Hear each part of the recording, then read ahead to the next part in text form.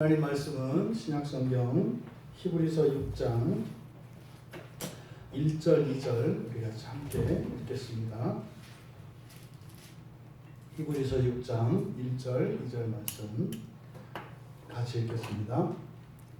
그러므로 우리가 그리스도의 도의 초보를 버리고 죽은 행실을 회개함과 하나님께 대한 신앙과 세례들과 안수와 죽은 자의 부활과 영원한 심판에 관한 교훈의 터를 다시 닦지 말고 완전한 대로 나아갈지니라.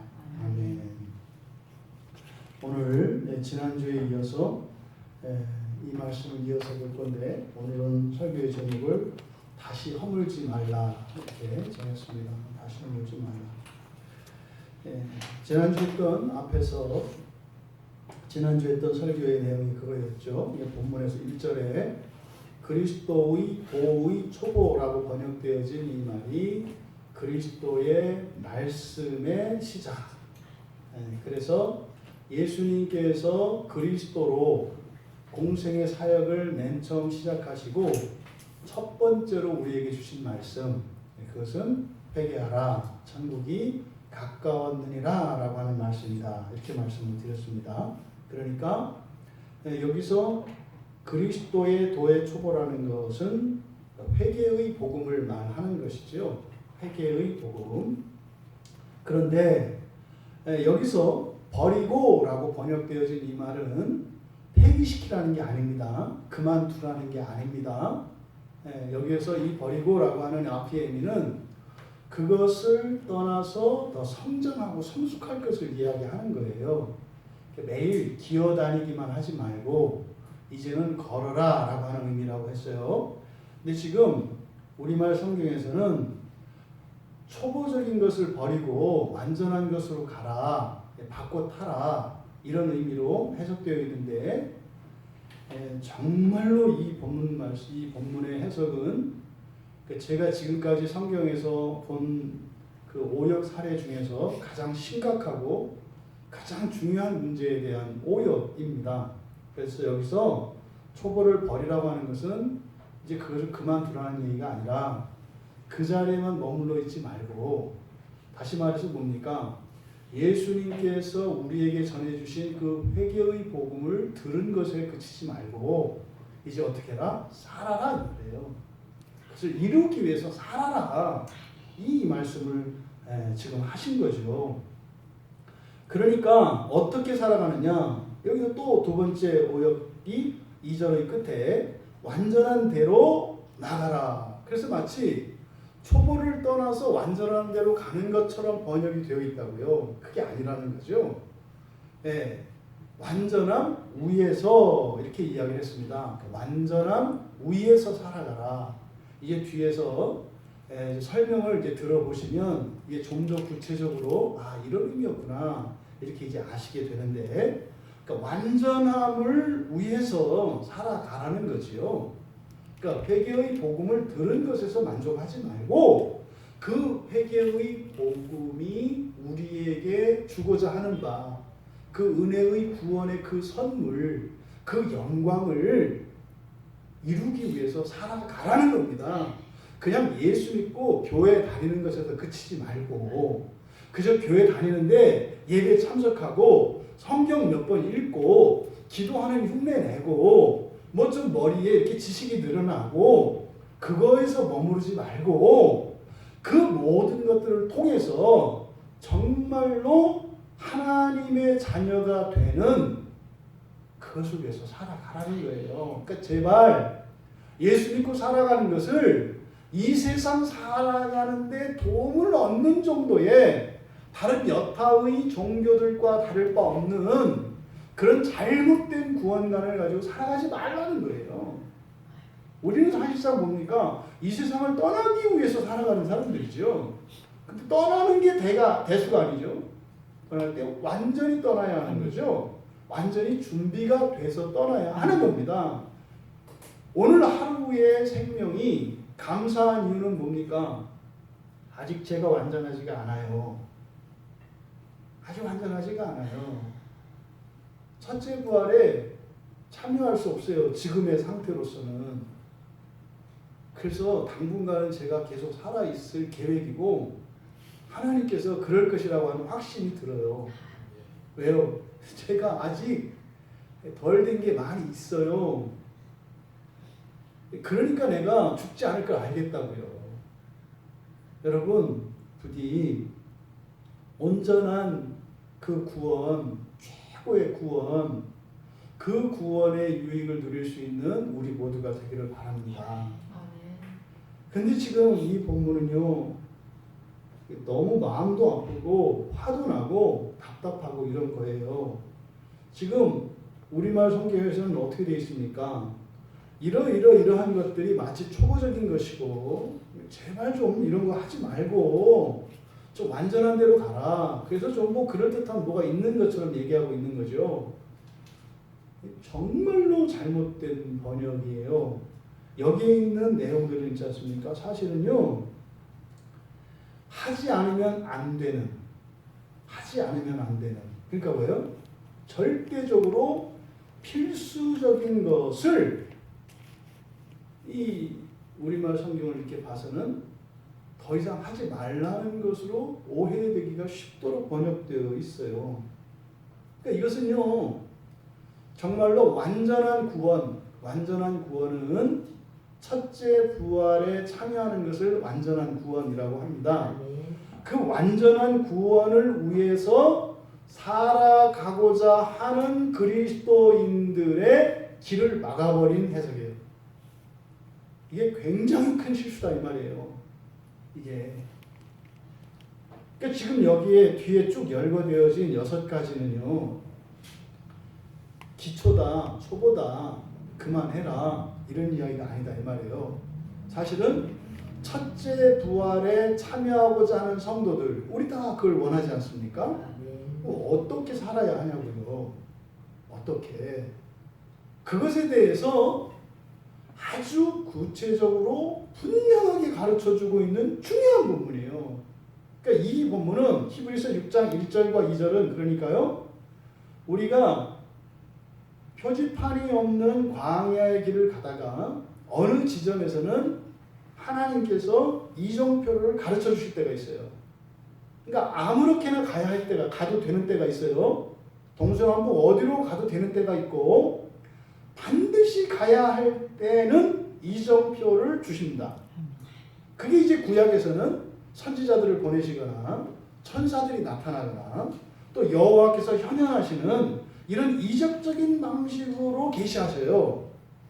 그러면 신약 성경에 있는 많은 구절 가운데 그 첫째 부활의 영광을 향해서 나아가고자 하는 성도들에게 분명한 이정표가 되는 말씀이 히브리서 6장 1절 2절이에요. 굉장히 중요한 말씀이거든요. 그런데 방향을 틀어놨어요. 그러니까 천국을 향해서 가는 방향이 있는데 그 하나님 나라를 향해서 가는 방향으로 이정표가 이렇게 성경을 통해서 주어졌는데 이 번역자들이 이 이정표 방향 표시를 싹 바꿔버렸다고요. 정반대로. 그러니까 굉장히 두려움이 들어요. 두려운 마음이.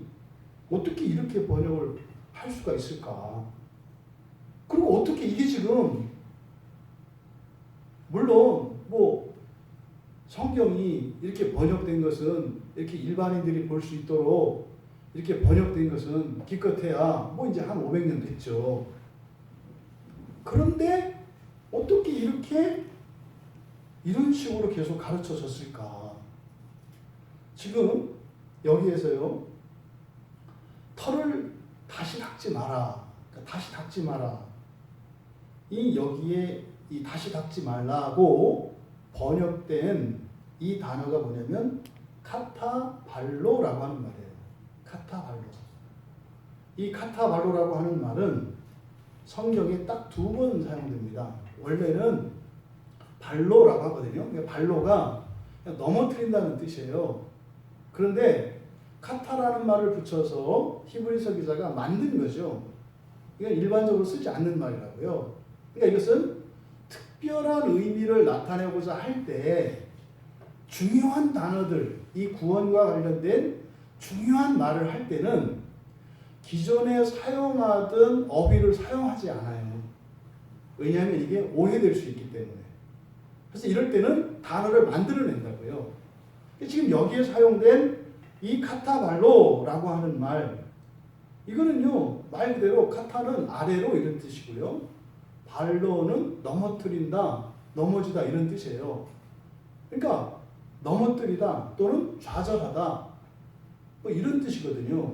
그러면 이 단어가 사용된 다른 한 본문이 어디냐면 고린도후서 4장 9절이거든요. 거기 이렇게 돼 있어요.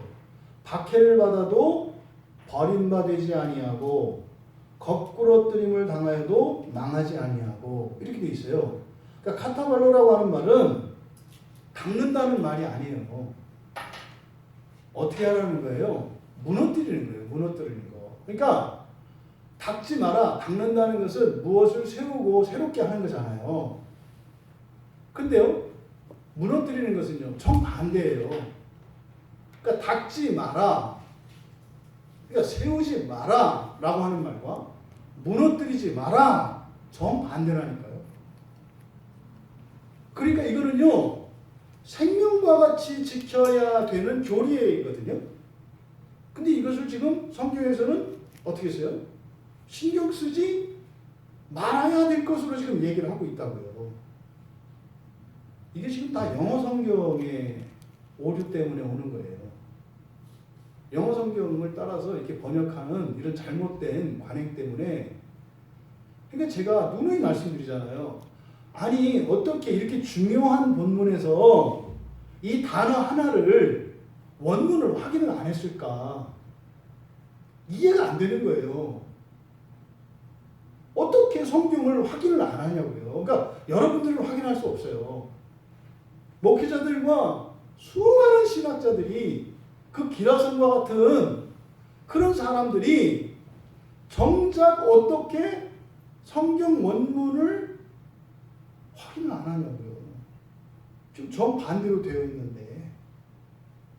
그러니까 막 우라가 치밀고요. 너무너무 답답하고요. 물론 감사해요. 이제 알게 해주셔서. 아멘. 감사하긴 한데 또 이렇게 다른 마음들이 이렇게 일어나는 거예요. 분하고 원통해서. 그러니까 주일에 우리가 바리새인들에 관한 예수님의 그 마태복음 23장에서 막 이야기하실 때 여러분 기억나는 거 있잖아요. 바리새인들 향해서 천국문을 닫고 가로막는 자들이라고. 성경을 지금 그런 격이죠. 첫째 부활로 온전한 구원으로 나갈 수 있도록 이정표로 주신 이 말씀을 정반대로 번역을 해놔서 하지 말아야 할 것처럼 이렇게 간다고요. 그러니까 이런 구원에 대한 교리와 가르침들이 자꾸 꺾일 수밖에 없어요. 이상하거든요. 안 맞아요. 이렇게 방향이 안 맞는다고요. 그러니까요, 방향이 안 맞는 것들을 설명하려고 하니까 말이 많아지고 설명들이 자꾸 많아진다고요. 나중에는 설명하는 자기 자신도 뭘 설명하는지 몰라요. 여러분, 그래서 설교의 제목이 뭐예요? 다시 허물지 말라. 절대로 허물지 말라는 거예요. 아멘. 이거는요, 죽을 때까지 여러분들이 여기에 나와 있는 6가지의 이 가르침을 따라간다면, 그 첫째 부활에 참여할 수 있다는 거예요. 그러니까요, 아멘. 굉장히 중요한 부분이고 사실은 어마무시한 말씀인 거죠. 이 말씀은 여러분들이 꼭 마음에 새기시고 평생을 이 가르침을 따라 살아가시면 여러분들이 인생을 마치고 주님 품에 안길 때 여러분들이 잠깐 죽음의 그 장벽을 넘어서는 순간을 지나 눈을 뜨면 주님이 여러분 앞에 있을 거예요. 아멘. 주님이 여러분 앞에 있을 거예요. 한 10분 전에 공교롭게 그 독일에 계시는 권사님한테 연락이 왔어요. 이 권사님이 누구냐면 남편분이 예수를 안 믿어요. 근데 부부가 같이 한국에 오셨다가 갑자기 남편분에게 원인을 알 수 없는 질병이 생겼어요. 비행기를 탈 수가 없어요. 어지럼증 때문에. 그래서 출국을 해야 되는데 자동차고 뭐고 탈 수가 없는 거예요. 이게 무슨 이명증도 아니고 뭐 근데 탈 수가 없어요 비행기를. 도대체 그렇게 눌러 앉게 된 거예요. 그 바람에 이제 그분을 제가 전도하게 됐어요. 그 바람에. 근데 그분이 독일에서 독일 교민사에서 그 교민 회장도 하고 상당히 이제 그 명망이 있는 분이에요. 그런 분이 이제 예수를 안 믿었으니 얼마나 거기서 셌었겠어요. 근데 이제 어쨌든 원인을 알 수 없는 이제 그런 상황에 처해서 갈 수 없게 됐고 갈 수 없게 되니까 또 사실은 원인 모를 병에 있다 보니까 이제 마음이 심란해지는 거잖아요. 그래서 이제 제가 만나게 됐고 복음을 전하게 됐어요. 처음에는 자꾸 저를 대접하려고 하더라고요. 이렇게 뭐 지역사회 유지로서 뭐 이렇게 불쌍한 뭐 목사. 그러다가 나중에 마침내 이분이 복음을 들었어요. 듣고 그거를 영접을 하셨어요. 이렇게 최소한 이제 인생이 살다 죽는 게 아니구나. 죽고 난 뒤에 뭐가 있구나. 이렇게 내가 살다가 갔으면 큰일 날 뻔했구나. 이렇게 된 거예요. 이렇게 복음을 받아들였거든요. 그런데요, 그 뒤에 더 놀라운 일이 생겼습니다. 원인 모를 그 어지럼병 때문에 막 이렇게 검사를 받다가 원인을 찾으려고 이렇게 저렇게 하다가 몸 안에서 암이 발견된 거예요. 암이. 그 뭐 독일에서 뭐 의료보험 뭐 돼 있고 이렇게 이제 합니다만 그 뭐 치료받고 이런 게 보통도 아니고 또 비행기도 탈 수 없고 그래서 한국에서 수술을 하게 된 거예요. 다 수술을 하고 이렇게 해서 어쨌든 그 기간 그래서 제가 만날 수 있는 기간이 계속 연장이 됐어요. 그래서 복음을 다 이제 진짜 여러 차례 만나서 전해드리고 이분이 어쨌든 더더군다나 이제 암에 걸리니까 이제 뭐 영원히 살 것 같았고 힘도 좋았고 재력도 있고 명망도 있고 사람매를 두셨는데 다 잘 됐어요. 거의 저 독일의 은행장도 있고 교사도 있고 법조인도 아주 잘 됐거든요. 그러니까 교민사회에서 굉장히 성공적인 그런 가정이에요. 근데 이분이 이제 암이 딱 찾아오니까 갑자기 이제 모든 게 사라져 버렸잖아요. 그렇게 하면서 이분이 사실은 복음을 받아들이고 그리고 끝내 독일에 자기 집을 돌아가지 못하고 한국에서 돌아가셨어요. 잠깐 방문하러 오셨었는데 결국은 복음 듣기 위해서 온 거예요. 맞아요. 그리고 유해가 돼서 이제는 고국으로 돌아가셨어요. 그 뒤로 이제 그 권사님이 굉장히 이제 남편을 의지하고 이랬던 분이셨는데 염려가 됐죠. 그때 당시에는 뭐 이제 가시고 나서 제가 연락도 드리고 몇 번. 그리고 나서 지금 이제 개척한 뒤로 처음 오셨거든요, 연락이. 한 7년, 8년 만에 지금 연락이 오신 거거든요. 갑자기 지금 연락이 오셨네요. 그러면서 그때 일을 지금 이야기하시고 감사하다고. 지금 잘 살고 있다고. 보고 싶다고. 그래서 한국에 가고 싶은데 코로나 때문에 갈 수가 없다고. 코로나 끝나면 오시겠다고. 이렇게 말씀을 보내는 거예요. 근데 지금 이 말씀을 준비하던 차에 그 권사님 말씀을 들으니까 그 돌아가신 그 남편분도 생각이 나고 정말 우리들 목사로서 저의 사명에 대해서 다시 한번 이렇게 생각하게 되는 거예요. 저는 여러분들이 첫째 부활에 다 참여하도록 도울 책임이 있는 아멘. 그리고 의무가 있는 사람입니다. 그래서 저의 사명은 그것이라고 생각을 해요. 근데 지금 히브리서 6장 1절과 2절이 바로 그것에 대해서 아주 분명하고 정확한 말씀이라는 거예요.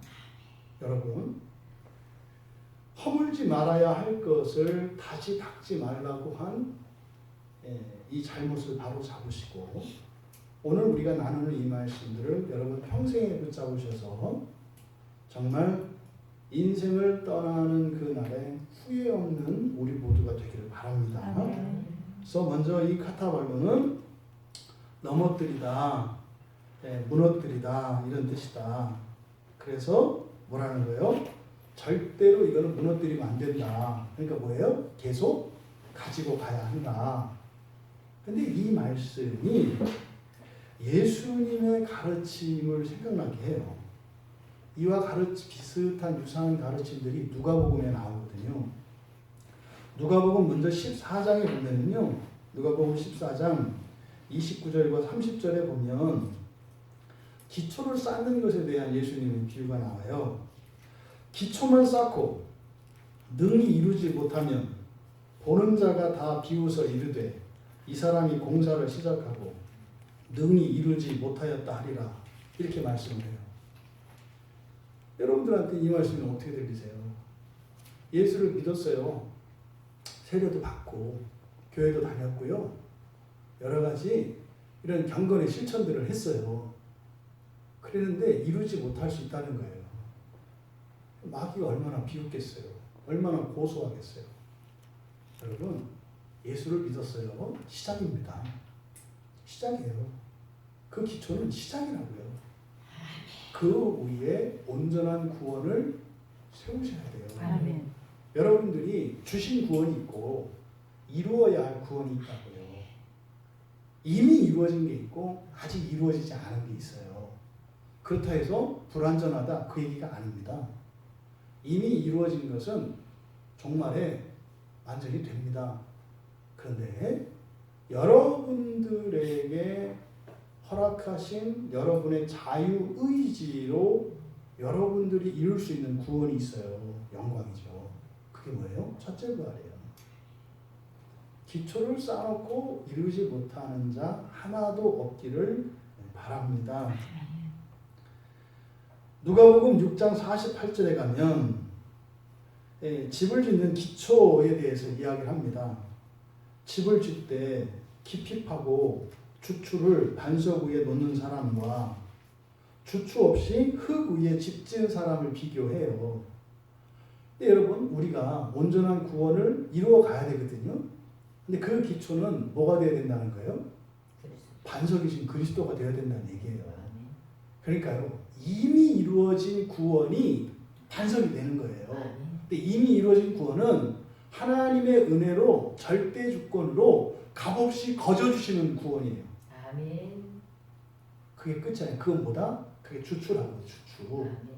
그 위에 무엇을? 집을 지어야 돼요. 그 집이 뭐예요? 이 땅에 실제로 임하는 천년왕국 주님의 나라예요. 아멘. 그런데 엉뚱한 곳에다가 그 집을 지으려고 해요. 어디다가? 이 세상에다가 집을 지으려고. 그러니까 뭐예요? 현실적인, 현세적인 구원을 바라는 사람들.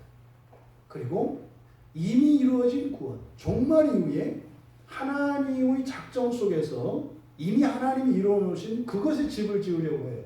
그거는 가만히 있으면 됩니다. 여러분들 다 됩니다. 그것은. 이미 이루어진 것은 여러분들이 예수님을 영접하는 순간 이미 종말의 구원은 다 되어 있습니다. 그런데요, 아직 되지 않은 게 있다고요. 그러니까 종말이 아직 오지 않았잖아요. 종말까지 남은 시간이 있어요. 이것을 중간 상태라고 하는데, 이 중간 상태의 환란에서, 이 환란은 보통 환란이 아니에요. 지옥이거든요. 그 지옥에서 피할 수 있는 구원이 있다고요. 이것이 우리가 추구해야 되는 구원이에요. 지금 바로 이 본문은 그것을 말씀하고 있다. 그러니까 히브리서 기자가 말씀하고 있는 것은 누가복음에서 이야기하신 온전한 구원에 대한 가르침을 반영하고 있다는 것을 알 수가 있어요. 여러분, 신앙생활 하시면서 경건생활을 끝까지 허물면 안 돼요. 교회를 나왔다 안 나왔다, 성경을 봤다 안 봤다, 기도를 했다 안 했다, 설교를 들었다 안 들었다, 이러면 안 된다니까요. 못 가요. 못 갑니다. 그 얘기를 하는 거예요. 특별한 일이 있을 때, 특별한 목적을 위해서 기도하는 게 아니죠. 특별한 어려움이 있을 때 교회에 나오는 게 아니죠. 그렇게 나오지 말라는 게 아니죠. 그러한 특별한 일들이 계기가 되어서 하나님 앞에 나와 예배하게 되고 기도하게 되고 성경을 보게 되잖아요. 그럼 특별한 일이 해소되고 나면 그거는 멈추면 안 돼요. 우리 일상생활에 특별한 일이 일어났을 때 그 계기가 되어서 안 하던 기도를 하기 시작했단 말이죠. 그러면 우리는 그 일을 해소하기 위해서 기도를 합니다. 죄 가운데 있기 때문에. 괜찮다고요. 하나님이 그렇게 하기를 바라시는 거예요. 근데 중요한 것은 그 어려움이 해소되고 나면 진짜 중요한 것은 기도를 계속하는 거예요. 이걸 얘기하는 거죠. 다시 허물지 마라. 네가 어떻게 해서 기도하게 되었고 어떻게 해서 예배드리게 된 줄 아니? 그거 어마어마한 영적 싸움을 거치고 수많은 천사들이 피 흘리고 그 귀신들과의 싸움에서 너희들한테 내준 길이야. 그거 물러서지 마. 벗어나지 마. 이 얘기를 하는 거죠.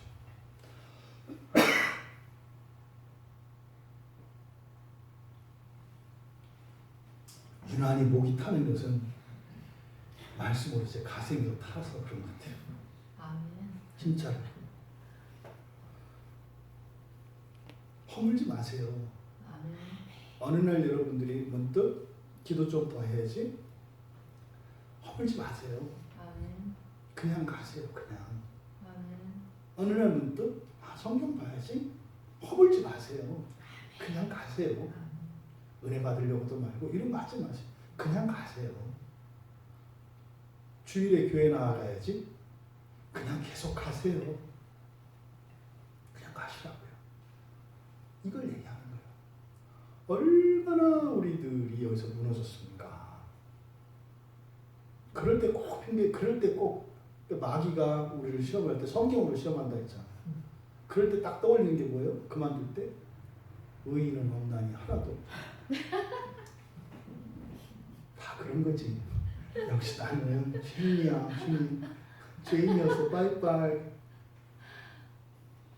마귀가 말씀을 가지고 이렇게 해요. 그 내 생각 아니에요. 그죠? 마귀 생각이죠.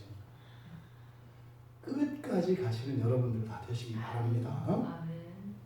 그러니까 구약의 백성들의 신앙의 여정이 이랬어요. 네? 성전을 짓겠다. 또 뭐 어떻게 하겠다. 막 했다고요. 그러다가 어떻게 해요? 금방 허물어요. 타임 이렇게 해놓고 또 우상을 섬겨요. 그러니까 또 무슨 일이 생기면 아이고 하나님 잘못했습니다. 하나님만 섬길게요. 그러다가 어려움들이 다 사라지고 나면 하나님 저 잠깐 외출 좀 할게요. 이러고 또 이제 우상 하나 끌고 들어오고 말이죠. 계속 이렇게 그 천국을 하나님 나라를 향하여 갈 수 있는 그 토대를 버리지 않고 그 위에서 세워갔어야 하는데 계속 허물고 그러니까 매일 쌓고 허물고 쌓고 허물고 쌓고 허물고 우리들의 모습이잖아요. 그러니까 과거에 우리들의 이 신앙생활의 기억 속에 무엇인가 특별한 열심을 냈다가 그만둔 그런 일이 있었다면 무척 아쉬운 일이었구나 라고 하는 것을 우리가 생각할 수 있어야 합니다. 우리가 레위기에서 우리가 살펴본 거 있잖아요. 나시린으로서 소원을 하지 않습니까? 그렇게 특별한 기간에 특별한 헌신을 할 수 있는 게 있어요. 계속이 아니고 특별한 기간. 그리고 지속적으로 해야 되는 소원이 있다 이 말이죠. 이것을 여러분들이 잘 분별하셔서 끝까지 승리하시는 여러분들 다 되시기 바랍니다. 이때 당시에 교인들도 그랬던 거죠. 이때 당시 교인들도 참된 신앙의 길에서 참된 구원의 길을 따라가다가 자꾸 벗어났다 돌아오고 벗어났다 돌아오고 하는 일들이 있었던 거예요. 그러니까 시간이 지체되어지고 너무나 이 수고와 열심, 그 헌신들이 낭비가 되는 거죠. 그러지 말라는 거예요. 그러니까 지금 여기에서 제시된 6가지는 절대적으로 포기해서는 안 되는 것들입니다. 절대적으로. 그 첫째가 무엇입니까? 네, 죽은 행실을 회개함과 여기도 이제 정정을 해야 돼요. 죽은 행실을 회개함과 그럼 우리는 또 어떻게 받아들입니까? 네, 잘못된 행실들을 하지 말아야 되겠다. 응? 뭐 여기서 돌이켜야 되겠다. 이렇게 받아들이잖아요. 그런데 여기에는 지금 이 본문에서는 전치사가 굉장히 중요합니다. 전치사는 그 내용의 의미를, 그 문장의 의미를 정확하게 드러내는 거거든요. 굉장히 중요해요. 그러면 여기서 죽은 행실을 회개함이라고 번역되어 있는데 여기에는 전치사 아포라고 하는 전치사가 쓰이고 있어요. 아포는 프롬입니다. 어디로부터 분리를 나타내는 거거든요. 그러니까 그대로 번역하면 죽은 행실로부터예요. 행실을이 아니라 행실로부터. 여러분, 우리가 죽은 행실을 버릴 수 있을까요? 없을까요? 이 세상 사는 동안 못 버려요. 못 버려요. 근데 죽은 행실로부터 회개하라 그랬으니까 행실과 우리를 뭐해라? 분리시키라는 거예요. 분리시키라는 거예요. 그러면 이것을 정확히 번역하면 죽은 행실로부터 회개 이렇게 되는 거죠. 죽은 행실로부터 회개. 뭡니까? 그런 죽은 행실들을 우리가 사는 동안 계속 할 수 있어요. 해도 좋다는 말이 아니라 그런 행실들이 남아있을 수밖에 없어요. 그런데 뭐 해야 돼요? 하나님 이건 나이가 원하는 거 아니에요. 저를 좀 고쳐주세요. 이렇게 돼야 된다는 거죠. 하냐 안 하느냐가 판단의 기준이 돼서는 안 돼요. 누가 그런 행동을 하고 안 하고 행위 자체가 아니라 무엇이에요? 그것이 나의 의지, 나의 소원이 아닌 것이어야 된다는 거예요. 분리하라는 거예요. 분리하라는 거. 그래야 우리가요. 다른 행실을 하는지 그렇지 않은지를 알아서 내가 지금 제대로 가고 있는지 잘못된 길을 가고 있는지 또 내가 하나님의 은혜가 필요한지 필요하지 않은지 이걸 알잖아요. 그러니까 죽은 행실을 분리시키라는 겁니다. 거기서부터 여기서 이거를 오해하니까 바로 지금 6가지의 내용들을 앞에서 해석을 버려야 될 것으로 버려야 될 것으로 오해를 하니까 뒤에 나온 6가지를 가지고 버려야 할 것들에 짜맞추는 해석이 이제 일어나는 거예요. 그러니까 여기서 죽은 행실을 회개함을 버려야 된다라고 생각을 한 거죠. 다시 닦지 말아야 되니까. 그러면 이게 뭘까? 버려야 할 거. 그러니까 만만한 게 뭐예요? 이제 구약으로 들어가는 거예요.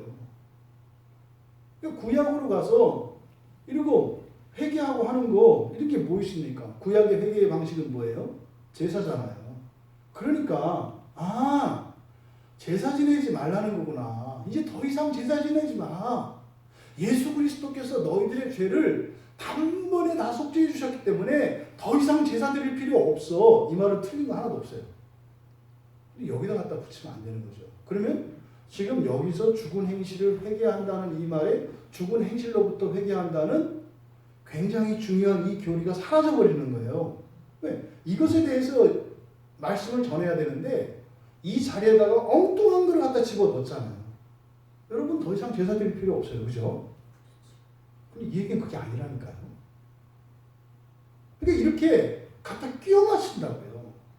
그러면 여기서 죽은 행실로부터 회개하라라고 하는 것은 분리시키라는 거죠. 죽은 행실로부터 우리들 자신을 분리시키라는 겁니다. 그러니까 분리시키라는 것은 뭐겠습니까? 그 행동 자체를 하지 마라. 절대로 그런 일은 하지 마라. 이 얘기가 아니에요.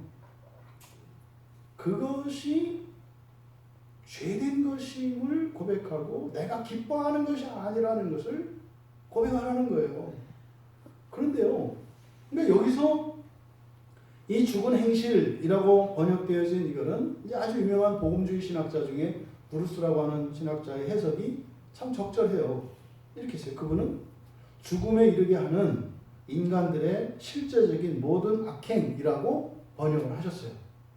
그러니까 이 부분에 대해서는 저도 왜? 이 전체 이 문맥 안에서 계속 해야 될 것이라고 하는 의미를 가진다는 점에서 그 부분의 해석이 적절한 것 같아요. 근데 그것도 온전히 다 드러내지는 못했어요. 왜냐하면 여기서 죽은 행실이라고 하는 것은 지금 목표가 어딥니까? 온전한 구원이에요. 첫째 부활이라고 하는 온전한 구원이에요. 하나님의 형상을 회복하는 하나님의 자녀가 되는 이거예요. 그것과 관련된 죽은 행실입니다. 그러니까요. 하나님의 자녀인 그리스도인들이 극복하지 못한 모든 악한 행실들을 말하는 거예요. 이때 조심할 것은 극복하지 못한 모든 악한 행실이다. 이때 악하다라고 하는 의미가 도덕적인 선악의 기준이 되어서는 안 됩니다. 그게 아니에요. 목표가 뭐예요? 하나님의 자녀 되는 것이에요. 그러니까 극복하지 못한 모든 악한 행실은 하나님의 자녀가 되는데 방해가 되는 모든 것을 말하는 거예요. 그러니까 여기서 말하는 이 악한 행실에는요, 도덕적인 선행도 포함될 수 있는 거예요. 그렇잖아요. 예를 들어서 예수를 믿지 않는 사람들이 선행을 해요. 그것도 여기 악한 행실에 속한다 이 말이에요. 왜요? 구원과 상관이 없는 그런 것이니까. 또 더 나아가서 선하게 보이는 종교적 실천도 여기에 포함될 수 있어요. 이게 대표적인 게 바리새인들이잖아요. 율법을 지키는 것이 악합니까? 악하지 않아요. 아니 외식으로나마 지키면 좋은 거 아니에요? 근데 예수님이 그렇게 야단을 치세요. 악하다고요. 악하다고요. 그러니까 여기서 악한 행실이라는 것은 교회에 안 나오고 우리들의 입장에서 교회에 안 나오고 이런 경건의 실천을 안 하고 말씀을 지키지 않고 이런 게 아니다. 보다 근본적으로 이것은 뭐예요? 완전한 구원. 자꾸 사람답게 살려고 하는 이런 모든 행위들을 말한다 이 말이에요. 하나님 자녀 되기 위하여 살아가야 할 그리스도인들이 하나님의 자녀 되기보다는 사람이 되기 위하여 행하는 모든 행위들을 일컫는 말이다. 그래서 이 죽은 행실이라고 하는 게요, 이 죽었다, 네크로스를 쓰거든요. 그러니까 이 네크로스의 의미는 생명력이 없다, 기력이 없다, 효과가 없다, 효력이 없다 이런 뜻이에요. 그러니까요, 아무 쓸데없는 일이라는 거예요. 대표적인 게 바리새인들이라고요. 율법을 열심히 외우고 율법을 따라 살았는데 그게 죽은 행실이라고 얘기를 한 거예요. 예수님이. 회칠한 무덤이라고 했잖아요. 그러니까 그들이 바라보는 목표가 달라요. 하나님 자녀가 되는 것이 목표가 되어야 되는데 그렇지 않았다고요. 이것을 악하다고 지금 얘기한다 이 말이에요. 그래서 본문에서 죽은 행실이라고 이야기를 한 거죠. 그러니까 여러분들이 바른 목표의 설정이 중요한 거예요. 우선 열심히 잘보다 더 중요한 것은 바른 목표 설정이 중요해요. 이게 지금 저에게 사명으로 와닿은 거예요. 그리스도인들의 이 구원의 목표를 어디에 두어야 되는가? 바로 하나님의 영광에 이르는 거예요. 첫째 부활에 참여하는 거, 진짜 하나님 자녀 되는 거, 이게 목표가 되어야 된다는 거죠. 그런데 죽은 행실로부터 회개함 그랬어요. 근데 그런 행실을 금한 게 아니에요. 하지 마라 이게 아니라 여기서 그것으로부터라고 해서 분리시키는 거라 있지 않습니까? 근데 이 회개하다라고 하는 성경에서 사용되는 회개한다는 단어가 세 가지 의미가 있거든요. 지성적인 회개, 그 다음에 정서적인 회개, 의지적인 회개가 있어요. 그럼 행실 자체를 그만둬라. 그럴 때는 의지적인 회개를 나타내야 되잖아요. 그런데 여기에 사용되는 회개는요, 메타노이아예요. 메타노이아는 지성적인 회개입니다. 지성적인 회개. 그러니까 여기서 말하는 회개는요, 가치관이나 판단의 기준의 회개를 말하는 거예요. 우리의 지성적인 변화가 이런 가치 기준의 변화가 일어난 이후에 나야 행실을 고칠 수가 있습니다. 여기서 그런 행동을 하지 않는 게 목표가 아니라는 사실을 잊으면 안 됩니다. 그 행실을 대신해야 돼요. 죽은 행실을 대신해서 살아있는 행실을 해야 되는 거라고요. 그러니까 이걸 안 하는 게 관건이 아니에요. 그러니까 이것을 그만두더라도 가만히 있으면 되는 게 아니라 살아있는 행실을 해야 되잖아요. 그러려면 알아야 한다고요. 그래서 메타노이아를 사용하고 있다. 여러분들이 구원의 목표가 바뀌어야 된다고요. 성경을 보고 하나님 말씀에 순종하고 하는 이런 모든 것들의 목적과 목표가 달라져야 된다고요. 그래서 이 지성적인 회개, 가치관의 변화를 강조하는 것이 죽은 행실로부터의 회개예요. 그러니까 이건 어떻게 해라? 계속해야 된다고 했습니다. 계속 우리의 가치관을 바꿔가야 합니다. 좋은 것에 더 좋은 것을 계속 바꿔가야 합니다. 두 번째로 하나님께 대한 신앙, 이것도요 놓으면 안 되는 거예요. 끝까지 붙들고 가야 되는 거예요. 근데 여기에 사용된 전치사는 에피라고 하는 전치사예요. 예외적인 경우입니다. 에피는 영어의 on이에요. 뭐뭐 위에. 이 에피가 위에서 번역을 할 때 완전한 대로 할 때 이 대로가 에피라고 그랬지 않습니까? 완전한 위에 그랬잖아요. 그러니까 여기도 하나님께 대한이라고 번역한 이게 에피예요. on. 그러니까 하나님께 대한 신앙, 믿음이거든요. 믿음. 하나님께 대한 믿음. 이렇게 이제 번역을 했는데 잘못된 거죠. 여기서 뭐뭐 위에라고 하는 이 에피가 나타내는 이 말은 하나님께 대한이라는 말이 아니라 하나님 위에예요. 하나님 위에. 뭐라 그랬어요? 아까 누가복음에서 주춧돌을 쌓되 주춧돌 어디다가 놔요? 반석 위에. 반석 위에. 지금 굉장히 중요한 내용입니다. 하나님께 대한 신앙이라는 말이 아니라 하나님 위에 있는 믿음 이런 뜻이에요. 하나님 위에 있는 믿음. 이게 무슨 말입니까? 하나님의 믿음에 의지하는 기초한 믿음 이런 뜻이에요. 지금 우리 기독교 안에서 크게 지금 논쟁이 끊이지 않고 오해되는 게 믿음이거든요. 이신칭의 믿음으로 구원. 이거를 행위로 구원. 이 둘 사이 가지고 지금 수백 년 동안 신학자들이 이거 가지고 논쟁하고 있어요. 그러니까 요거 하나 가지고 박사된 사람들 많습니다. 네. 근데 어이없는 게요. 이 에피라고 하는 전치사 하나만 확인해 보면은 싸움이 끝나는 거예요, 사실은. 그러면 여기서 말하는 하나님께 대한 믿음, 하나님께 대한 신앙이라고 되어 있는 하나님을 기초로 하는 믿음이죠. 하나님 위에 있는 믿음 이런 뜻이에요. 뭐 여러분들은 이미 잘 알고 계시잖아요. 믿음은 사람의 공로나 사람의 행위가 아니에요. 믿음은 하나님의 선물이라고요. 그래서 우리는 믿음을 어떻게 이해하고 있습니까? 우리를 믿으시는 하나님의 믿음이라고 하는 완전한 믿음 속에 없는 것 같은 우리의 믿음이 시작되는 거죠. 요거를 지금 온 에피라고 하는 전치사로 나타내고 있는 거예요. 그러니까 우리를 믿으시는 믿음 안에서 우리의 믿음이 의로 여김을 받는 거지. 우리의 믿음이 의의 근거가 되지 않아요.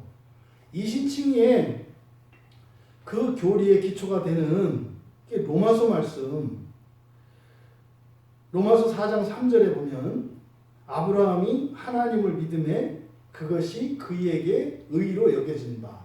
루터가 무릎을 쳤다는 거 아닙니까? 율법을 지켜서가 아니라 아브라함이 믿었기 때문에 의롭게 여겨졌구나. 무릎을 쳤다는 거 아니에요. 이때부터 이제 오직 믿음이 이제 외쳐지기 시작을 한 겁니다. 그런데 성경에서 말하는 믿음과 우리의 이해가 달랐어요. 이때요, 아브라함이 하나님을 믿음에 할 때, 믿다라고 할 때요, 이때는, 그러니까 이 믿음을 나타내기 위해서 사용되어지는 여러 가지 이제 방법들이 있어요. 지금 이 본문에서는 에피를 썼다고 그랬잖아요. 그런데 로마서 4장 3절에서는 여기서는 하나님을 역격으로 씁니다. 역격으로라고 하는 것은 누구누구에게 또는 무엇으로 이렇게 번역이 되는 거예요. 그러니까 직역하면 어떻게 돼요? 하나님을 믿음에가 아니라 하나님으로죠. 하나님으로. 그러니까요, 우리의 믿음이 하나님에 의해서 주어지는 것임을 이야기한다고요. 그러니까 우리의 의로움은 우리를 믿으시는 하나님의 믿음 때문에 우리에게 의가 주어져요. 이게 뭡니까? 이미 이루어진 구원이죠. 이게 이미 이루어진 구원이에요. 그러니까 역격으로 사도 바울은 로마서 4장 3절과 갈라디아서 3장 6절에서 동일하게 이야기를 한다고요. 그러니까 의로예요, 의로. 그러니까 하나님으로 말미암아, 그러니까 하나님으로 가지게 된 믿음, 이런 뜻이에요. 그러니까 우리의 믿음이 아니라고요. 물론 그 안에는 우리의 믿음이 자라가죠. 그렇죠? 완전한 하나님의 믿음이 있고 거기에서 정말 개미 발톱만한 그런 믿음이 점점 공룡과 같이 커져요. 그게 이 믿음에 대한 내용. 그러니까 믿음은요, 자라가는 믿음이거든요. 완전한 하나님의 믿음 위에서 자라가는 믿음을 의에 이르는 믿음이라고 얘기하는 거예요. 야고보서 2장 23절에서 똑같은 이야기를 합니다. 그러니까 이신층에서 믿음은 우리의 믿음이 아니라 하나님의 믿음을 이야기하는 것이다. 그것과 무관하지 않은 게 바로 여기에서 사용된 에피라고 하는 전치사인 거예요. 대부분 하나님을 믿는다 할 때는 에이스라고 하는 전치사를 씁니다. 에이스, 그러니까 무엇을 위하여 또는 안으로라는 뜻이거든요. 그래서 우리가 일반적으로 누구를 믿는다, 무엇을 믿는다 할 때 에이스라고 하는 전치사를 쓴다고요, 주로. 그런데 여기서는 에피라고 하는 말을 썼어요. 그러니까 이거를 번역하기가 애매한 거예요. 그래서 하나님께 대한 이렇게 되어 있다고요. 그게 아니라 하나님과 붙어있는 믿음이에요.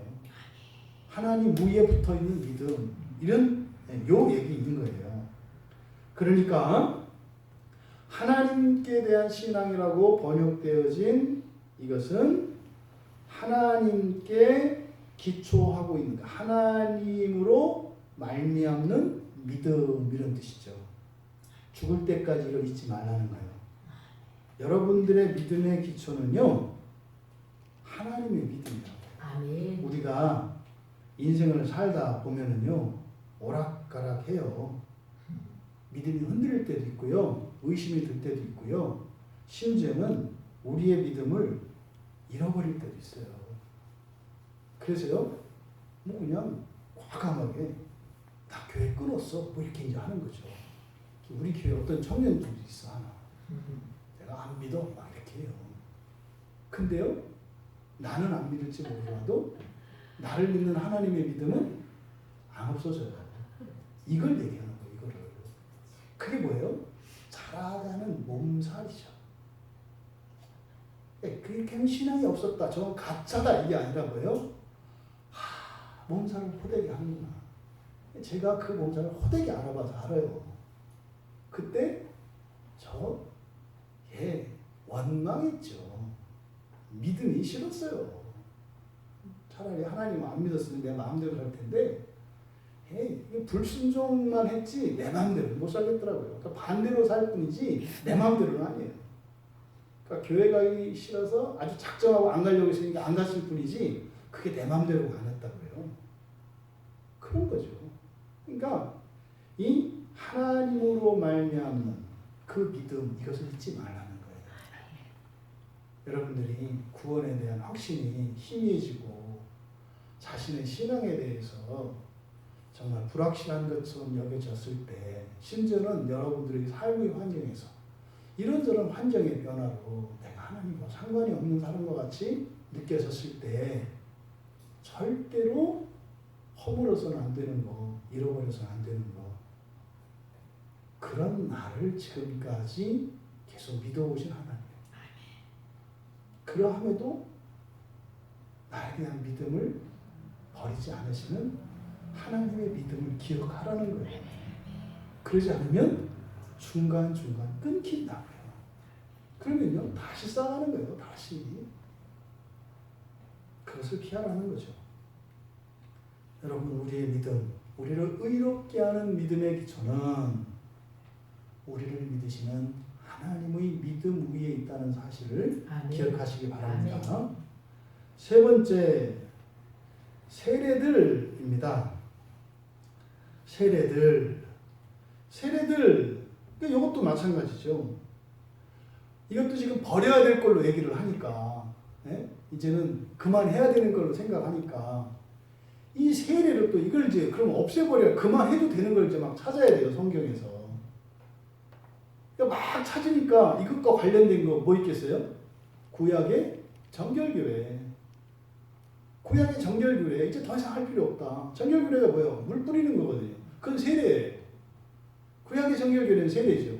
근데 여러분, 우리는 알고 있습니다. 지금 여기에 세례라고 번역된 단어는 세례가 아니라 뭐예요? 침례예요. 침례와 세례는 달라요. 완전히 달라요. 물을 뿌리는 것은 구약의 정결규례예요. 그래서 엄격히 말하면 교회에서 행하는 세례식을 수세하는 방식으로, 물을 뿌리는 방식으로 천주교에서 시작을 했거든요. 근데 그걸 따르지 말아야 돼요, 사실은. 그게요, 구약의 전통이거든요. 물을 뿌리는 방식이. 예수님이 우리에게, 제자들에게 가르쳐 주신 것은 뭐예요? 침수였다고요. 물에 담그는 거였어요. 그 이전까지는 뿌리는 거였고요. 근데 번역을 이렇게 세례라고 해놓으니까 구약에서 세례를 했거든요. 그 세례가 뭐예요? 정결규례예요. 물을 뿌려서 정결하게 했다고요. 그러니까 이거를 또 이제 뭐라고 해석하는 거예요? 아, 여기서 세례들이라고 하는 것은 구약의 정결규례를 말한다. 그러니까 그 말은 맞죠. 구약의 정결규례를 우리가 더 이상 할 필요 있습니까? 없습니까? 없어요. 그런데 이건 그 말이 아니라고요. 여기에다 그걸 넣어버리니까 지금 이 본문에서 우리에게 너무나 중요한 이 교리를 가려버렸다고요. 그러니까 여기서는 침례예요. 그리고 사실은 결정적인 실수. 이거는 침례가 맞냐, 세례가 맞냐, 이거에 대한 얘기가 아니에요. 왜냐하면 여기에 단어 하나를 빼버렸어요.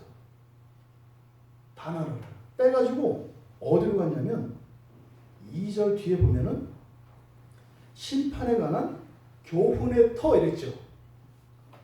갑자기 이 교훈이 뒤로 가가지고 엉뚱한 데 갖다 붙였어요. 이게 원래 원문을 그대로 직역하면은 세례들이 아니라 가르침을 세례함이에요. 디다케거든요. 교리죠. 교리를 침례함 이런 뜻이에요. 교리를 침례하는 것을 중단하지 말라는 거예요. 무슨 말입니까? 교리라고 하는 것, 이 교리라고 하는 것은 교리는 어떻게 돼야 된다? 날마다 죽고 살아나야 된다. 갱신되어야 된다는 얘기예요. 갱신되어야 된다고요. 아멘. 여기서 이게 히브리서 이제 9장 10절에 가면 이제 개혁이라는 말이 나와요. 개혁주의가 이제 여기서 나오는 거거든요. 그래서 디오르토시스라고 그래서 이게 이제 갱신하는 거, 개혁하는 거예요. 새롭게 바꾸는 겁니다. 그러니까요, 교리는 어떻게 해야 돼요? 날마다 갱신돼야 돼요. 좀 더 정교하게. 교리는 성경의 가르침의 요약입니다. 물론 우리가 주일에 살펴봤던 하나님의 말씀, 예수님의 하나님의 말씀을 우리가 정말 깨우쳐서 받았을 때 그 디다케라고 하잖아요. 근데 그 진리죠. 예수님의 말씀을 진리로 받는 거잖아요. 그런데 이 교리는 성경 교사들에 의해서 또 세워진다고요. 그러니까 지금 무슨 주의, 교단 이게 다 어디에 기초하고 있어요? 교리에 기초하고 있어요. 각 교단의 교리들이 있거든요. 근데 이런 교리들은 어떻게 해야 된다? 침례시켜야 한다는 거예요. 침례는요, 죽고 다시 나는 것을 의미하잖아요. 그러니까 이런 교리들은 계속 다시 정교하게 세워져야 된다는 거예요. 무엇과 부합하게? 진리와. 성경은 하나님의 말씀을 담고 있죠. 성경 말씀은 진리입니다. 그런데 우리가 성경을 통해서 우리에게 주신 하나님의 디다케, 하나님의 레마, 생명의 말씀은 우리가 단독에 깨달아지는 게 아니에요. 어떻게 해요? 점점 거기를 향해서 다가가는 거라고요. 그래서 여기서 지금 세례들이라고 번역되어진 이것은 교리들의 침례고, 그래서 인간이 세운 교리들은 어떻게 해요? 다시 나고 해야 된다는 거예요. 그러니 지금까지 종교개혁의 전통 후에, 아니 로마 가톨릭 그 때부터 지금까지 거의 1500년 이상, 짧게는 500년 이상 사람이 세운 교리를 절대화하려고 했던 이 시도가 천국문을 막는 일이었다는 것을 우리가 알 수 있는 거예요. 교리는 절대시하면 안 된다고요. 아멘. 사람이 세우는 교리는요, 성경을 읽고 성경에 있는 여러 하나님의 말씀들을 논리적으로 재구성하는 겁니다. 성경의 요약이에요. 요약은 성경 그대로를 드러낼 수가 없어요. 그러니까 점점점 성경의 뜻을 바로 알고 몰랐던 성경을 알게 되면 교리는 어떻게 돼요? 바뀌고 점점 정교하게 되어가고 있는 거죠. 그래서 여기서 말하는 세례들이라고 하는 것은 침례 세례 이것을 말하는 게 아니라 포인트가 어디예요? 교리라고요. 교리. 교리들이 갱신되어야 된다. 오늘날 보세요. 옛날에 신학자들의 교리를 절대화하고 그것을 따르려고 하는 시도로 일어난 게 장로교, 감리교, 침례교, 성결교, 구세군 여기서 지금 나뉘는 거예요. 그러니까 하나님의 말씀을 향해서 사람이 세운 교리들이 날마다 개혁되고 갱신되면 어떤 일이 일어나겠어요? 교회 통합이 일어나겠죠. 이 WCC에서 하는 것처럼 그냥 우리 같이 한솥밥 먹읍시다 이런 식의 통합이 아니라 진리 안에서의 통합이 일어난다고요.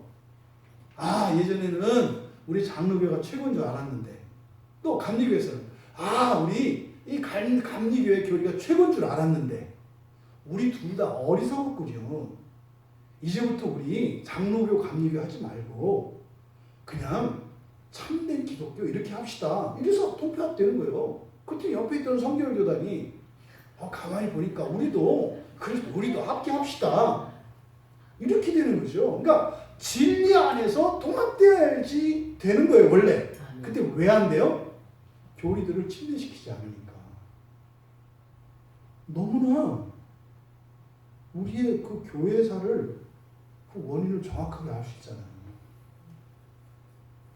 교리들은 침례시켜야 돼요. 바꿔 말하면 여러분도 개인들이 가지고 있는 교리들이 있어요. 여러분들이 믿는 바. 제가 믿는 바와 여러분이 믿는 바가 정확하게 일치하지 않아요. 어떤 것을 여러분들이 받아들이고 어떤 건 또 안 받아들인다고요. 겉으로는 삐끗삐끗 웃지만 뒤에 가서는 하는 거 있다고요. 그러니까 저도 저의 교리를 절대시하면 안 돼요. 그래서 그랬잖아요. 여러분들이 저를 믿어도 되는 이유는 제가 성경만을 따라가겠다고 하는 이 신념을 버리지 않는 한에서 믿으셔도 된다. 아멘. 만약에 제가 성경 연구를 중단하고 성경이 아닌 다른 것을 따라가는 순간 여러분들은 저를 믿으면 안 돼요. 맞아요. 큰일 나요. 그런 것처럼 여러분들도 마찬가지예요. 여러분들도 저를 따르고 목사를 따르는 게 아니라 참으로 성경을 상고하니 그것이 하나님의 말씀에 부합하여 여러분들의 개인적인 교리를 내려놓고 통합이 되는 거예요. 이게 교회가 돼가는 거예요. 각자 서로 다른 교리들, 생각들, 경험들을 가지고 있었던 사람들이 성경 안에서 한 몸으로 되어가는 거죠. 이게 교회예요. 교리들을 신뢰시킬 수 있는 여러분들 되시기 바랍니다. 아멘. 이거는 허물면 안 된다고요. 아멘. 중단하면 안 된다고요. 계속 가야 한다고요. 아멘. 우리가 해야 될 일은요. 성경을 상고하는 일입니다. 참으로 성경이 그런가 살피는 일이라고요. 이제 네 번째는 안수입니다. 안수. 여기도 이제 마찬가지예요. 여기 또 이제 안수를 하지 말라네. 그러니까 이제 뭐예요? 이제 안수할 필요 없다고 하는데 또 가만히 보면 또 안수를 하기도 해야 되고. 그 보세요. 지금 보통 이 본문을 초보 이게 버려야 될 것을 이해하거든요. 그런데 왜 목사 위임할 때 왜 안수해요? 이거 얘기할 때는 다 버릴 것으로 얘기를 한다니까요. 아 그러면서 왜 안수하냐고. 그리고 장로들한테 왜 안수해요? 그리고 그냥 서리 집사, 안수 집사를 왜 나눠요? 하지 말아야 된다며. 근데 왜 해요? 그러니까 교인들이 안 믿어요. 하는 말과 하는 일이 다르거든요. 이거 뭐요? 이거 지켜야 되는 건데, 그러니까요. 목사를 세울 때 안수하는 게 맞아요, 안 맞아요? 맞는 거라니까. 이거 지켜야 할 거라고요. 안수해야 되는 거예요. 그러면 여기서 안수한다. 그대로 직역하면 그 손들의 올려놓음. 그 손들의 올려놓음. 여기서는 복수성을 강조하고 손을 올려놓는 그 행위가 위력이 있다고 하는 것을 나타내요. 이걸 계속 해야 된다고요. 그러면 여기서 안수, 그러니까 이거는 그대로 직역하면 그 손들을 올려놓음 이렇게 되는 거예요. 그런데 그 손들을 올려놓음 이렇게 하지 않고, 그러니까 손을 얻는다고 안수가 아니에요. 여기에 목적어로서 그 손들을 쓰는데요. 소유격을 써요. 소유격을 목적어로 쓸 때는 그것이 아니라 그것의 일부, 그것의 효과를 나타내는 거예요. 그러니까 손을 얻는 게 중요해. 형식적으로는 손을 얹어요. 근데 그 손 자체가 무슨 능력이 있는 게 아니라 그 손을 올려놓음으로써 하나님의 약속, 그렇게 안수라고 하는 그 형식을 통해서 부어지는 성령의 역사를 가리키는 말이에요. 그러니까 손을 얹느냐 안 얹느냐가 중요한 게 아니라 손을 얹었을 때, 그러니까 누가 얹어요? 얹을 만한 사람이 얹어야 돼요. 왜? 그래야 하나님의 약속이, 성령의 능력이 임하니까. 그래서 손 자체가 관건이 아니라 그 손을 사용하시는 성령을 드러내고자 안수할 때 이 손을 소유격으로 써요. 그냥 손을 얹는 것이라면 목적격으로 쓴다고요. 소유격으로. 그리고 그 손들의 올려놓음이에요. 이때 손을 올려놓는다. 이게 이제 우리가 이렇게 올려놓는 걸 말해요. 그러면 이 안수 했을 때, 그러니까 손을 얹는 형식을 통해서 부어지는 하나님의 권능, 성령의 권능, 이것을 안수라고 하는 거예요. 그러면 성경에서 우리가 흔히 안수라고 하는 이것을 통해서 어떤 일이 일어나느냐? 다시 말해서 이 안수의 효과가 무엇이냐? 성령의 축복이 부어집니다. 성령이 임한다. 아멘. 성령이. 사도행전 8장 18절에 보면 이제 마술사 시몬이 이제 사도들이 손을 얹어서 이렇게 안수를 해서 성령을 받는 걸 보고 그거를 배우려고 한다고. 그 나도 좀 가르쳐 달라고. 손은 몇 도 각도로 해야 되고, 뭐 온도가 몇 도대 해야 되고, 뭐 어디를 만져야 되고, 이걸 알려달라는 거죠. 근데 그때 어쨌든 사도들이 손을 얹었을 때, 손을 얹는 게 아니라 사실 손을 얹고 기도하잖아요.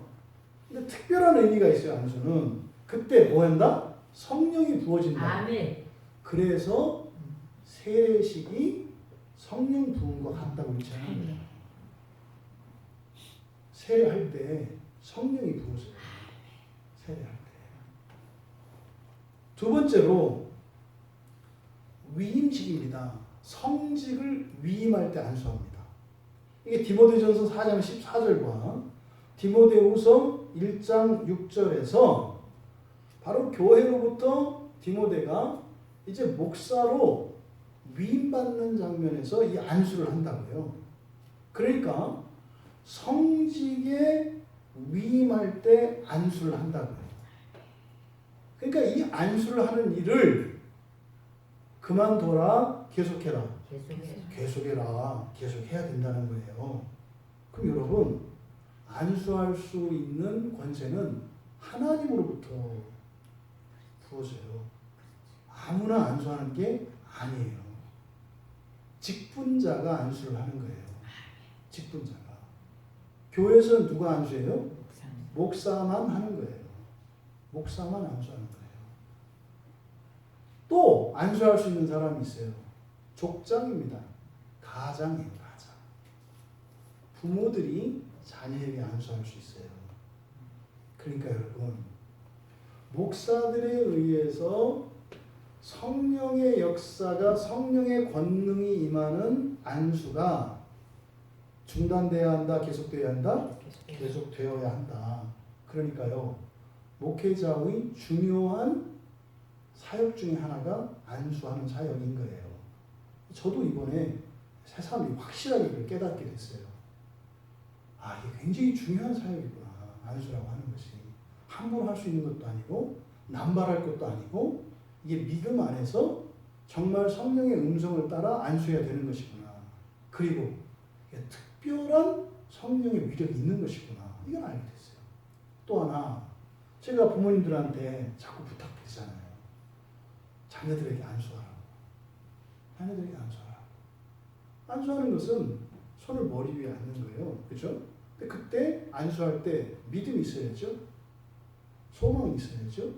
그렇죠? 성령께서 나의 기도를 들어주실 것에 대한 믿음. 그리고 참으로 이 안수를 통해서 성령의 권능이 부어질 것이라고 하는 그 소망을 가지고 해야 되는 거죠. 형식적으로 해서는 소용없는 거죠. 그러니까 이 안수가 특별히 목회자들과 부모들에게 지속되어야 하는 굉장히 중요한 요소라는 거예요. 뭐에? 완전한 구원이 이르는데. 그러니까요, 목회적인 도움과 가정에서 양육의 도움이 절대적으로 필요하다는 거예요. 혼자 알아서가 아니라, 그러니까요, 신앙의 부모 아래 태어난다는 것이 얼마나 영광스러운 것인가를 알 수 있죠. 물론 신앙의 부모가 없다면, 부모가 신앙이 없다면 대신 목사가 있잖아요. 목사를 통해서 부모들로부터 결핍되어진 그 은혜가 충족되도록 하나님께서 세워놓으신 거 아닙니까? 그러니까 이 안수의 효과를 계속 유지해야 된다는 거예요. 다섯 번째, 죽은 자의 부활입니다. 죽은 자의 부활. 여러분들은 다 아시죠? 이 부활이라고 하는 말이 죽은 사람이 살아나는 것을 의미하지 않는다. 이 부활은 완전해지는 것을 의미한다. 아멘. 그러니까 아담이 예수 되는 것을 의미한다. 그러니까 하나님의 창조 계획 안에 있었던 예정되었던 예정의 성취, 완성된 사람의 형태, 이것을 부활이라고 한다. 그래서 죽었다 살아나는 것과 구분해야 된다고 했어요. 대부분 죽었다 살아나는 것을 부활과 동일시한단 말이죠. 아닙니다. 나사로는 부활한 게 아니에요. 죽었다 살아난 것뿐이에요. 부활이 아니라고. 그래서 그냥 일어났다 이렇게 얘기한다고요. 그래서 이 부활이라고 할 때는 아나스타시스라고 하는 말을 정확히 써요. 아나스타시스는 부활이에요. 이 아나스타시스는 영혼과 육체가 합쳐져서 전인이 되어 더 이상 사람이 아닌 상태예요. 부활이라고 하는 것을. 이것을 우리가 교리적으로 영화라고 하죠.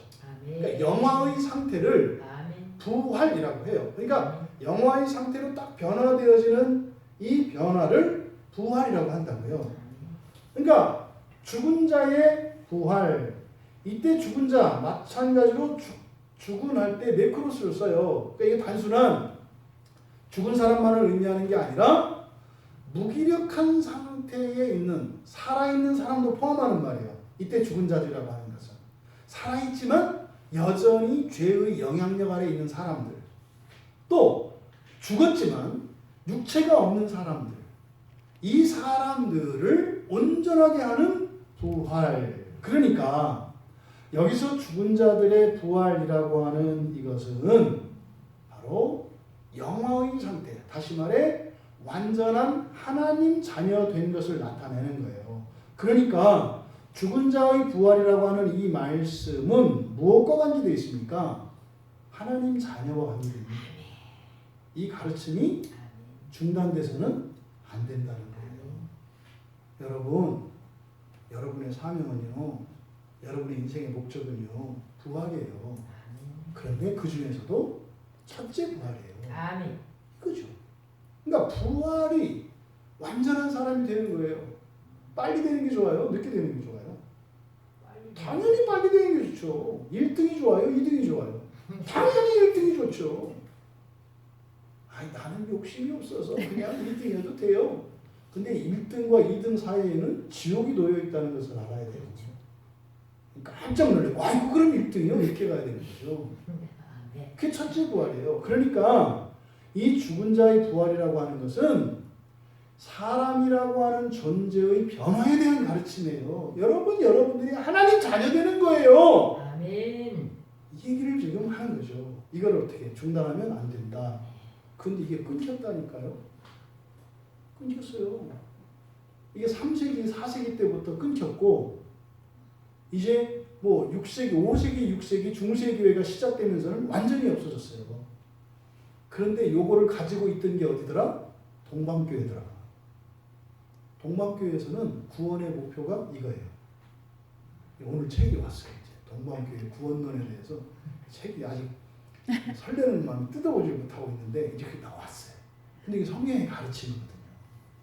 그러니까 이 죽은 자의 부활은 하나님 자녀의 영광에 관한 거예요.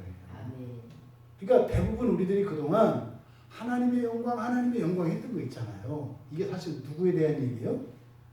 나에 대한 예. 나에게 나타날 하나님의 영광. 그런데 보통 우리는 어떻게 얘기했어요? 경배의 대상으로서의 하나님의 영광. 그러면서 우리는 어떻게 돼요? 멀어져요. 버러지보다 못한 나와 무한히 영광스러우신 하나님 사이에서 계속 거리가 벌어져요. 그러니까요, 종의 상태에서 벗어나지를 못해요. 하나님의 관계가. 그러니까 착한 종이냐 버릇없는 종이냐 이걸 가지고 평생 신앙생활해요. 우리는 이미 살펴봤잖아요. 그게 엄청난 일이었더라고요. 관계의 진전이 마귀의 종에서 마귀의 자녀에서 하나님의 종이 되고 하나님의 자녀가 되고, 예? 이게 엄청난 것이죠. 종에서 친구로, 자녀로, 신부로, 연합으로. 이게 대단한 교회였더만요. 이것에 관한 게 지금 죽은 자의 부활이라는 말의 의미입니다. 마지막 6번째로 영원한 심판에 대한, 그러니까 교훈은 빼야 되는 거죠. 이 교훈이라는 말은 지금 엉뚱한 데 와서 붙은 거예요. 그래서 그냥 영원한 심판이에요. 영원한 심판. 근데 그대로 직역하면 영원의 심판입니다. 영원의 심판. 무슨 영원히 심판을 하겠어요? 심판은 하나님도 하고 사람도 합니다. 근데 이 세상에서 하는 심판과 사후에 영원에서 하는 심판이 있어요. 그걸 나누는 거죠. 그러니까 여기서 말하는 우리말 성경의 영원한 심판은 뭐라는 거예요? 영원한 분이신 주님의 심판이 나타나는 거예요. 그러니까 영원한 심판에 대해서 잊지 말라는 거예요. 영원한 심판은 뭐라고요? 주님의 심판이라고요. 주님의 심판. 왜 우리가 하나님을 두려워하지 않아요? 하나님의 심판을 잊어버렸기 때문이에요. 교회 안에서 이걸 없애버렸어요. 뭘로? 오직 믿음이라는 말로. 믿으면 심판받지 않는다네. 야, 좋잖아요. 그래서 예수 천국 불신 지옥이라네. 아, 나는 심판이 없다네. 말도 안 되는 마귀의 소리예요. 굉장히 잘못된 거예요. 신자들에게도 심판이 있어요. 하나님이 심판을 받는다고요. 근데요, 두 종류의 심판이 있잖아요. 믿음의 심판이 있고 행위의 심판이 있다고요. 믿음의 심판은 우리가 받지 않아요. 왜? 예수님께서 십자가에서 대신 받으셨거든요. 행위의 심판은 행위가 아니라 뭐라 했어요? 존재의 본질이라고 했어요. 사람이냐, 신적 존재냐, 이것을 행위의 심판이라고요. 하는 거 보고 안다 이 말이에요. 아니, 날개 달렸으면 날아다닐 테고, 날개 안 달렸으면 냅다 빨리만 달리겠지. 그게 행위예요. 행위를 보고 그 본성을 아니까. 본성에 대한 심판을 의의 심판이라고 하는 거예요. 의는 완전성이라 했잖아요. 완전한 정도에 대한 심판. 그러니까 여기서 말하는 영원의 심판이라고 하는 것은 주님의 심판을 먼저 가르쳐요. 이게 그래서 계시록 17장 1절에 보면 음녀가 심판을 받아요. 음녀가. 네? 그리고 계시록 18장 20절에서 바로 심판주가 그리스도라는 것을 나타내요. 아멘. 그러니까 이 영원의 심판은 예수님의 심판을 나타내는 말이다. 그런데 놀라운 것은 계시록 20장 4절에 이제 첫째 부활에 참여한 사람들이죠. 그리스도와 함께 첫째 부활에 참여한 자들이 심판해요. 그러니까 하나님의 심판이 있다는 것과 그리스도 예수의 심판이 있다는 것과 너희들이 첫째 부활에 참여한다면 너희들이 하게 될 심판이에요. 주님이 하실 심판과 첫째 부활에 참여한 자들이 할 심판에 대해서 얘기하는 거예요. 이것은 하나님에 대한 두려움과 첫째 부활의 영광이 무엇인지를 가르쳐주는 말이 영원의 심판이라고 하는 말이에요. 여러분, 우리가 살펴보았던 이 6가지의 내용은 하나님 나라의 첫째 부활로 들기를 원하는 자들, 아멘. 결단한 자들이 어떻게 그러면 할 수 있습니까? 라고 하는 우리의 질문에 아주 정확하고 분명한 가르침입니다. 그럼 여러분, 이 6가지의 이 가르침을 가지고 우리들 개인의 신앙생활과 교회를 되돌아보세요. 이 6가지가 없으면 첫째 부활에 참여할 수 없다는 거예요. 근데 우리들의 그동안의 가르침이 어떠했는가?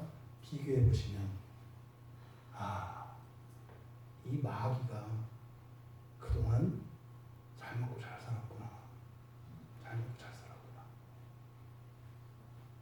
정말로 참된 구원의 영광에 우리가 다가갈 수 없는 이러한 한계 속에서 신앙생활을 해왔구나 하는 것을 알게 됩니다. 그래서요, 굉장히 기쁜 날입니다. 정말 기쁜 날입니다. 이게 얼마나 기쁘고 얼마나 감사해야 될지 몰라요. 여러분, 그 유익을 다 누리시고 이 6가지를 여러분 마음속에 깊이 새기시고 여러분들이 진짜 이 손목에 띠를 띠고 미간에 새기고 여러분 문설주에 새기고 문 바깥에 새겨야 되는 내용이에요. 실천적인 내용이니까 이 6가지의 교리를 마음에 품으시고 승리하시는 우리 모두 되시기를 주님의 이름으로 축원합니다.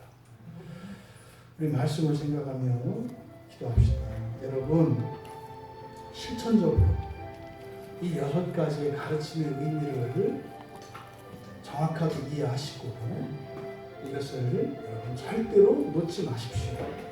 이것을 끝까지 붙드십시오. 그래서 우리 모두 다 함께 첫째 부활에 참여할 수 있기를 바랍니다.